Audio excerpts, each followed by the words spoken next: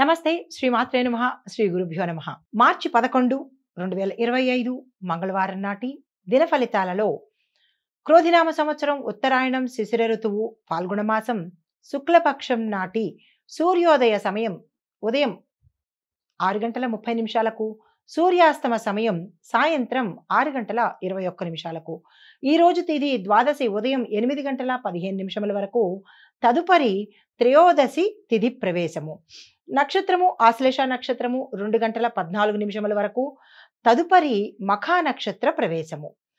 ఈ రోజు వర్జ్యము మధ్యాహ్నం 2 గంటల 24 నిమిషముల నుండి సాయంత్రం 4 గంటల 6 నిమిషముల వరకు, దుర్ముహూర్త సమయం ఉదయం 8 గంటల 52 నిమిషముల నుంచి ఉదయం 9 గంటల 40 నిమిషముల వరకు, తిరిగి మరల రాత్రి 11 గంటల 12 నిమిషముల నుంచి రాత్రి 12 గంటల 1 నిమిషం వరకు. రాహుకాల సమయం మధ్యాహ్నం 3 గంటల 23 నిమిషముల నుండి సాయంత్రం 4 గంటల 52 నిమిషముల వరకు.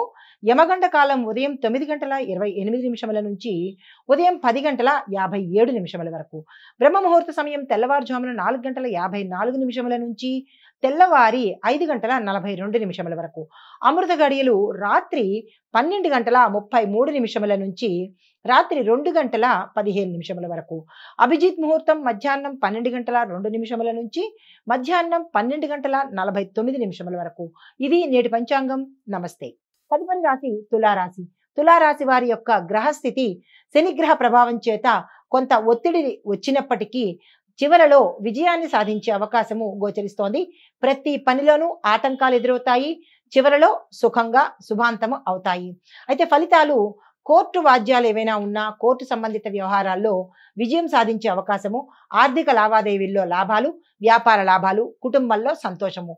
చెప్పదగిన పరిహారము శనిదేవుణ్ణి పూజించడంతో పాటు నవగ్రహ ఆలయ దర్శనం చేసుకుని తైలాభిషేకం చేసుకున్నట్టయితే కొంత మంచి ఫలితాలు గోచరిస్తున్నాయి. దీనితో పాటుగా నీలివర్ణము, నలుపు వర్ణం కల దుస్తులను ఈ రోజు ధరించినట్టయితే సానుకూలమైన ఫలితాలు కనిపిస్తాయి.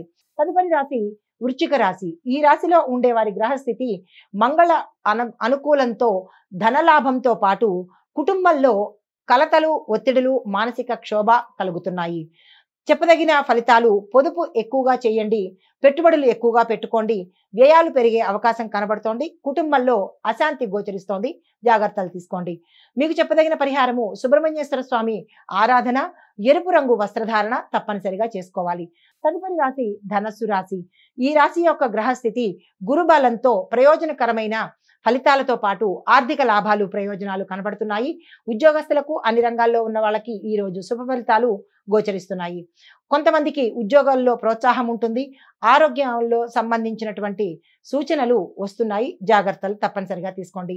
మీకు చెప్పదగిన పరిహారము పసుపుని కానీ, పసుపు కొమ్ములను కానీ దానంగా ఇచ్చినట్టయితే, దాంతోపాటు విష్ణు మంత్రాన్ని తప్పనిసరిగా ఈరోజు 108 సార్లు జపించే ప్రయత్నం చేయండి. ఏ విష్ణు మంత్రమైనా 108 సార్లు తప్పనిసరిగా జపించుకోండి.